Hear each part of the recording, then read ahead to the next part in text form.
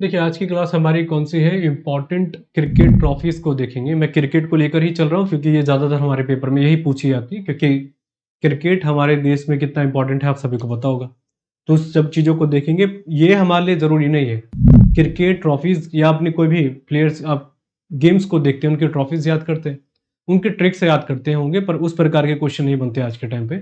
अब आज के टाइम पे थोड़ा डिटेल में पूछने लगा है, इसलिए टॉपिक थोड़ा बड़ा हो सकता है, बहुत मैं आपको डिटेल में सारी चीज़ें बताऊँगा। हर ट्रॉफी की डिटेलिंग पूछता है आपके पेपर में। जैसे हम याद करते हैं भाई, रणजी ट्रॉफी का संबंध कौन से खेल से, वो एक ज़माना हुआ करता था, मैंने भी उस टाइम पे एग्ज़ाम दिया है।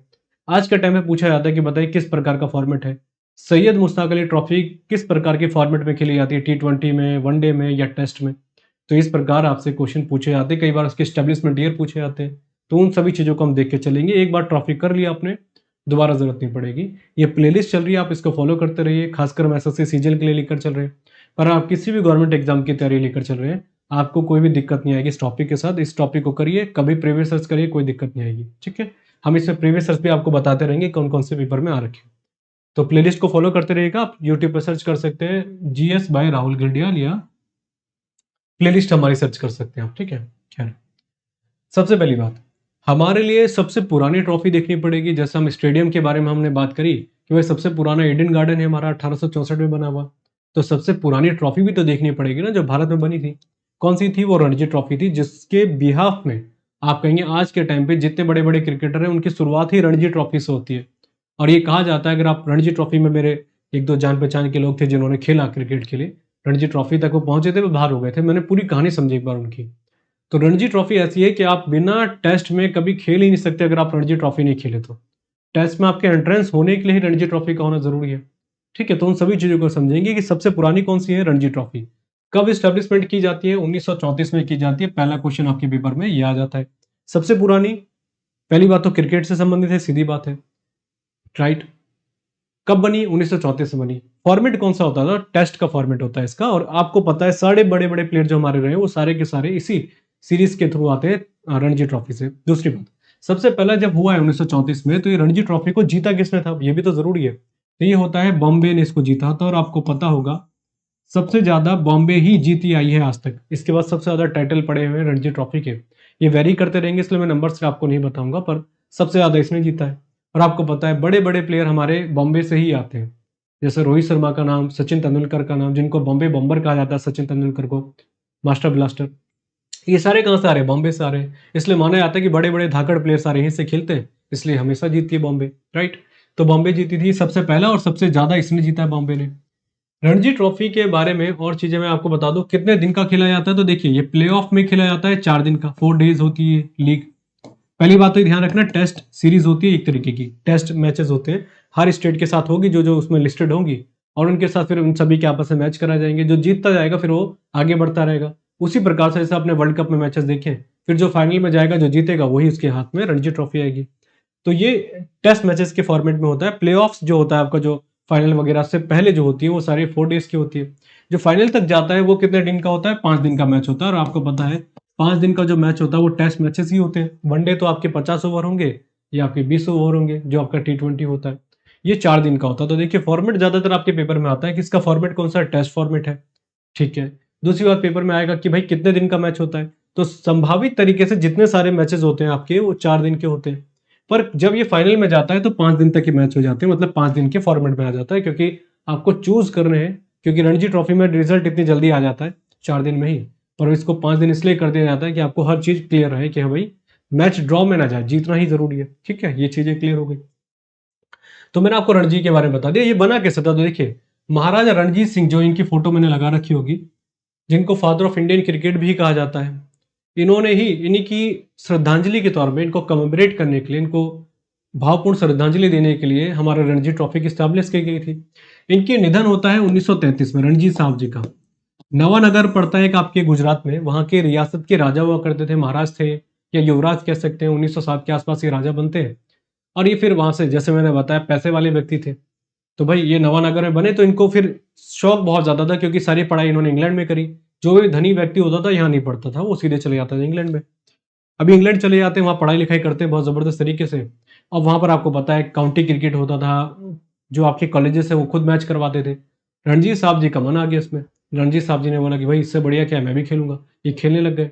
फिर इन्हीं को वहां पर ब्लैक प्रिंस ऑफ क्रिकेटर कहा जाता था, मतलब काले व्यक्ति थे, क्योंकि हमारी चमड़ी तो काली होती है। तो वहां पर ज्यादातर सारे के सारे गोरी चमड़ी के लोग थे, ये उनके बीच में खेलते थे और बहुत जबरदस्त खेलते थे। लोग इनके प्रशंसक हो गए, भाई बड़ा जबरदस्त खेलते हैं। फिर रणजीत साहब जी ने वहां से जाकर फिर यहाँ पर आने लग गए थे, क्योंकि वहां उन्होंने पढ़ाई लिखाई करी, खेले, फिर यहाँ के लोगों को सिखाया। फिर इतना पैसा था कि इनको यहाँ से बहुत सारे लोगों को ट्रेन करके ये वहां पर खेलने गए। तो ये वहां पर 1911 जब मैंने आपको कहानी बताई थी कि पहली बार अपनी टीम बनाकर गए थे। पर ये ऑफिशियल नहीं था, अनऑफिशियल था, क्योंकि हमारी ऑफिशियल टीम 1932 में गई थी, जो हमने पहला टेस्ट मैच खेला था सीके नायडू जी की कप्तानी में। ठीक है, तो ये दोनों में अंतर है। तो इतना योगदान रहा था इनका, बहुत जबरदस्त खेलते थे ये। हाँ, अभी बात करते हैं।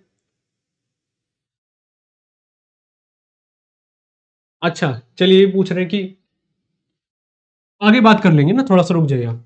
अच्छा, ये सब चीजें, इनकी पूरी कहानी आप देखेंगे तो इनकी बुक लिख रखी है द जुबली ऑफ क्रिकेट। क्या नाम है? The jubilee of cricket. Of cricket. इसमें इन्होंने बहुत सारी चीजों को लिखा, और ये माना जाता था उस टाइम पे, देखिए ऐसे कहते हैं ना, कोई लंबे समय से मैचेस चले आ रहे, सब फ्रंट फुट पे खेला करते थे। बैकफुट वाला जो खेल होता है, जैसे अगर आपकी बॉल आपके अंदर आ रही है आपको, तो आप हर चीज फ्रंट फुट पे नहीं खेल सकते। इन्होंने बैकफुट में खेलना सिखाया लोगों को, इंग्लैंड में ही मैं बता रहा हूँ, जहाँ पे खेल शुरू हुआ था। तो इसलिए लोग इनको ब्लैक प्रिंस कहने लग गए थे कि क्रिकेटर में भाई ये ब्लैक प्रिंस है, बड़ा अच्छा खेलते हैं। फिर इस प्रकार से इन्होंने सारी चीजों को करी। वर्ष 1933 के आते आते इनकी निधन हो जाता है। हालांकि बीसीसीआई को बनाने में भूपिंदर सिंह जी का बहुत अहम योगदान था, जो मैंने बताया था, पैसे दिए थे उन्होंने उनको। पर इसमें रणजीत सिंह जी ने मदद करी कि भाई मैं भी आपके साथ मदद करूंगा। क्रिकेटर्स को क्रिकेट खेलना सिखाया भाई। सीके नायडू जी को बहुत अच्छे तरीके से उन्होंने मॉनिटर करा। फिर इन्होंने आगे, जैसे 1933 में इनका निधन हो जाता है, फिर लोग कहते हैं भाई ये एक तरीके से पिता के रूप में काम करके गए, क्योंकि इंग्लैंड में खेल कर आए, इंग्लैंड के खेल को यहाँ तक पहुंचाया, लोगों को प्रशिक्षित करा, इतना बड़ा नाम हो गया, तो इनके नाम पे शुरू होना चाहिए। काउंटी क्रिकेट खेलते थे, और ये देखिए काउंटी क्रिकेट में इनकी टीम हुआ करती थी ससेक्स। ससेक्स टीम से खेला करते थे। ये पेपर में आएगा नहीं, पर फिर भी मैं आपको बता रहा हूँ। थोड़ा बहुत हमने इनके बारे में पढ़ा था, तो समझ में आया कि किस प्रकार का इनका योगदान रहा था, महाराजा रणजीत सिंह जी का। आपसे कुछ भी क्वेश्चन आ सकते हैं कि भाई फादर ऑफ इंडियन क्रिकेट किसको कहा जाता है? जुबली ऑफ क्रिकेट किन्होंने लिखी थी? इन्होंने लिखी थी। अब देखिए एक चीज और इंटरेस्टिंग बात है, फादर ऑफ इंडियन क्रिकेट कुछ लोग मुझसे कहते हैं कि आप कंफ्यूजन हो रही है हमें कि क्या क्या चीज याद रखनी है। तो देखिए, फादर ऑफ इंडियन क्रिकेट, तो सीधी बात है महाराजा रणजीत सिंह जी को कहा जाएगा फादर ऑफ इंडियन क्रिकेट। ठीक है, किनको कहा जाएगा? रणजीत सिंह जी को। अगर आपके पेपर में इनका नाम नहीं आता है, तो आपके एक और आता है, फादर ऑफ इंडियन क्रिकेट किनको कहा जाता है? दूसरा नाम है, वो है हमारे सीके नायडू जी। सीके नायडू जी, जो हमारे देश के पहले टेस्ट कैप्टन बने थे, सीके नायडू जी। फोटो तो नहीं लगा रखी मैंने। रणजीत सिंह जी है जो खेल रहे हैं इंग्लैंड में, है ना, सीके नायडू जी। अगर आपसे पूछा जाता है father of modern cricket, father of modern cricket, तो मॉडर्न क्रिकेट किसको कहा जाएगा फादर को? जगमोहन डालमिया साहब। इनका नाम मैंने आपको बहुत अच्छे से बता रखा है। ये सारे के सारे क्वेश्चन अलग अलग डिफरेंट एग्जाम्स में पूछे गए। जगमोहन डालमिया जी, मैंने आपको बताया था कि उन्होंने बीसीसीआई को, आज के टाइम पे आप जो इतना महंगा बोर्ड देखते हैं, हर क्रिकेटर के पास ऑडी गाड़ी है, बड़ी बड़ी गाड़ी है इनके पास, पैसों के कोई कमी नहीं है, विराट कोहली जैसे लोगों पे। इसको कमर्शलाइजेशन किन्होंने करा था, या इसको वाणिज्य के रूप में किन्होंने लेकर आया? इतना पैसा कैसा है बीसीसीआई के पास? इन्होंने जो भी टीवी राइट्स है सारे बेच दिए। और देश में पहले से ही लोग क्रिकेट को पसंद करते थे, तो क्या उन्हें लगा बीसीसीआई बहुत महंगा बोर्ड हो गया, बहुत ज्यादा पैसे वाला हो गया, इसलिए इनको फादर ऑफ मॉडर्न क्रिकेट कहा जाता है। और इन्होंने भारत की क्रिकेट को लगातार आगे ही बढ़ाया है, जगमोहन डालमिया ने। तो ये कुछ नाम थे, आपको तीनों नाम मैंने आपको बता दिए। एक और नाम है, अभी उनको आगे देखेंगे तब आपको क्लियर होगा। कुछ इसके अलावा अगर आपको कोई क्वेश्चन पूछना है तो पूछिए। टेस्ट शतक मायने नहीं रखता, क्योंकि इंग्लैंड की तरफ से खेलते थे, ये बात ठीक है, इन्होंने पहला टेस्ट शतक लगाया था, पर ये इंग्लैंड की तरफ से खेलते थे। ऑस्ट्रेलिया के खिलाफ इन्होंने शतक लगाया था, वो आपके लिए महत्वपूर्ण नहीं है, क्योंकि जैसे हमने आपको बताया है कि पहला टेस्ट शतक हमारे लाला अमरनाथ ने लगाया, जो हमें याद रखना है, 1933 का टाइम था, बॉम्बे जिमखाना में ही लगाया था उन्होंने। हाँ, जितनी जरूरत है उतनी हमें याद रखनी है। लीग मैचेस में 4 दिन का मैच होता है। अगर आप बोलेंगे कि जो फाइनल में चले जाता है, उसमें फिर नॉकआउट वाले में जो मैचेस होते हैं, जैसे सेमीफाइनल हो गया या फाइनल हो गया, उसमें आपके 5 दिन के मैचेस होते हैं, क्योंकि वो निर्णायक मैचेस होते हैं। बाकी लीग मैचेस आपके 4 दिन के फॉर्मेट के होते हैं। ठीक है, गुजरात के प्रिंस थे। अब देखिए क्वेश्चन किसी प्रकार का आ सकता है कि भाई किस किस प्रकार के क्वेश्चन बन सकते, तो हमने बता दिया। विजडन क्रिकेटर बनने वाले पहले प्लेयर थे ये हमारे। विजडन क्रिकेटर जो मैंने आपको बताया था, उसमें पहले क्रिकेटर थे। वैसे अगर बोलेंगे कि इन्हीं को बस याद रखिए और ज्यादा जरूरत है नहीं। अब इतना हो गया हमारा रणजीत जी के बारे में, पढ़ लेना आप। मेरी आदत नहीं है कि मैं पीपीटी देख के पढ़ाता हूँ, क्योंकि जो जानकारी है मुझे, जो मैंने पढ़ रखा अपनी लाइफ में, जो लगातार आज भी पढ़ता रहता हूँ मैं कुछ ना कुछ, वही मैं आपको बता देता हूँ। तो पीडीएफ आप खुद डाउनलोड कर लीजिएगा और जो एक्स्ट्रा पॉइंट लगे होंगे तो लिख लेना, है ना। पीडीएफ आपको टेलीग्राम पे मिल जाएगी। और एक रिक्वेस्ट मेरी रहती है हमेशा से कि भाई डाउनलोड मत किया करें, डाउनलोड बिल्कुल ना करें। कोशिश हो सकता है वीडियो को लाइव देखिए और शेयर कर सकते हैं। अगर आपको हमारे अप्रिशिएट आपको लग रहा है कि आप कर सकते हैं, अपनी तरफ से मदद कर सकते हैं, तो वीडियो को शेयर कर सकते हैं, ठीक है। और लाइक जरूर कीजिएगा अगर आपको मेहनत अच्छी लगती है। इसके बाद हमारा है दुलीप ट्रॉफी। देखिए कुछ लोग सोचते हैं दिलीप ट्रॉफी, दिलीप नहीं है, दुलीप ट्रॉफी है ये। महाराजा रणजीत सिंह जो थे गुजरात के राजा, उनके भतीजे हुआ करते थे। ये बहुत जबरदस्त प्लेयर थे। ये भी ससेक्स की तरफ से खेला करते थे काउंटी क्रिकेट। इन्होंने भी बहुत जबरदस्त पारियां खेली। ये ऐसे प्लेयर थे जो पहले ही डेब्यू मैच में इन्होंने शतक लगा दिया था इंग्लैंड की तरफ, जब से खेल रहे थे ये। भारत की तरफ से नहीं खेले थे ये। और ये 1961 में दुलीप ट्रॉफी की स्टैब्लिशमेंट होती है। ज़्यादा जरूरी है तो नहीं, ज़्यादा जरूरत इसकी है नहीं दुलीप ट्रॉफी की, ठीक है। हाँ, चलिए आगे बात करें। अगला है विजय हजारे ट्रॉफी। विजय हजारे ट्रॉफी मैंने आपको बताया, विजय हजारे जी का नाम बहुत बड़ा नाम है, फोटो मैंने लगा रखी होगी, ये रहे हमारे विजय हजारे साहब, ठीक है, राइट। चलिए एक चीज और बता देता हूं मैं आपको, शायद दिमाग से निकल गया। दुलीप ट्रॉफी का फॉर्मेट पूछा जाएगा तो ये भी टेस्ट फॉर्मेट होता है। दुलीप ट्रॉफी का कितने दिन का, 4 दिन का टेस्ट मैचेस होते हैं, ठीक है, 4 डेज के। पेपर में आया है तो आज तक तो नहीं आया, पर आ सकता है। विजय हजारे ट्रॉफी देखिए, विजय हजारे लिमिटेड ओवर का होता है, 50 ओवर का मैचेस होता है विजय हजारे। पहली बात ये, विजय हजारे कौन है इनके बारे में आपको पता होना चाहिए। फोटो मैंने बता दी है आपको। विजय हजारे साहब वो हैं जिन्होंने इंग्लैंड को भारत में बुला के पहली बार हराया था, उसके कैप्टन थे ये। और उसमें वेणु माकन साहब जी ने 12 विकेट लेके अभूतपूर्व बॉलिंग करी थी, जिसको हमने इंग्लैंड को ही बुला के हरा दिया अपने देश में। तो हमने पहली बार हराया कब था, आज विजय हजारे जी की कप्तानी में हराया था। इन्हीं के नाम पे हमने ट्रॉफी निकाल दी। कोई बड़ी ट्रॉफी जो होती है ना, उनका नाम जरूर है आपके लिए जरूरी, तो आपसे पेपर में आ सकता है। और विजय हजारे साहब एक कैप्टन ही नहीं, इतने जबरदस्त बल्लेबाज थे कि इन्होंने अपनी दोनों पारियों में दोनों शतक लगाए थे। अपनी दोनों पारी, जैसे पहली पारी खेलते हैं हम टेस्ट मैच में, फिर उसके बाद दूसरी टीम को आमंत्रित करते, फिर वो खेलता, फिर हमें दोबारा से खेलना होता है। हमने दोनों पारी में, विजय हजारे जी ने अपनी दोनों पारी में शतक लगाए थे। तो ये ऐसे हमारे भारत के पहले क्रिकेटर बने थे जिन्होंने दोनों पारियों पे शतक लगाए थे, विजय हजारे जी। और पहले कैप्टन बन गए थे जिन्होंने इंग्लैंड को बुला के हराया था। और हमने आपको कई बार बता रखा है, इसको रिपीटिशन करते रहिए। इंग्लैंड को हमने भारत में बुला के हराया था। कहाँ पे हराया था, एमए चिदम्बरम स्टेडियम में, जो आपको चेन्नई में पड़ता है। ये पेपर में सीजीएल में आ रखा 2025 में। और इंग्लैंड में जाके इंग्लैंड को पहली बार कब हराया था हमने, 1971 में हराया था। टेस्ट मैच की मैं बात कर रहा हूँ। और किसकी कैप्टनसी में, अजित वाडेकर साहब जी की। और अजित वाडेकर साहब वही हैं जो भारत के पहले ओडीआई कैप्टन हैं। भारत के पहले टेस्ट कैप्टन थे सीके नायडू जी, जिन्होंने 1932 में कैप्टनसी करी थी। भारत ने पहला ओडीआई मैच खेला था 1974 में, जिसके कैप्टन हमारे कौन रहे थे साहब, अजित वाडेकर साहब। और भारत की पहला टी20 में 2006 में खेला था हमने दक्षिण अफ्रीका के खिलाफ। और पहले कैप्टन कौन थे टी20 के, हमारे वीरेंद्र सहवाग साहब थे। तो ऐसी चीजें आपको बार बार रिपीटिशन करनी है, तो ये पेपर में आ रखे हैं। अच्छा, अगला नाम कौन सा है, सैयद मुश्ताक अली जी। सैयद मुश्ताक अली जी के बारे में मैंने आपको बहुत बताया, प्लेलिस्ट में आप देख लीजिएगा, चीजें पता चल जाएगी। भारत के ऐसे बहुत कम प्लेयर हैं, हम वीरेंद्र सहवाग का नाम लेते हैं, सुरेश रैना का नाम लेते हैं, युवराज सिंह का नाम लेते हैं कि बहुत तेज खेलते थे। आज तो आजकल अभिषेक शर्मा जी को देख रहे हैं आप।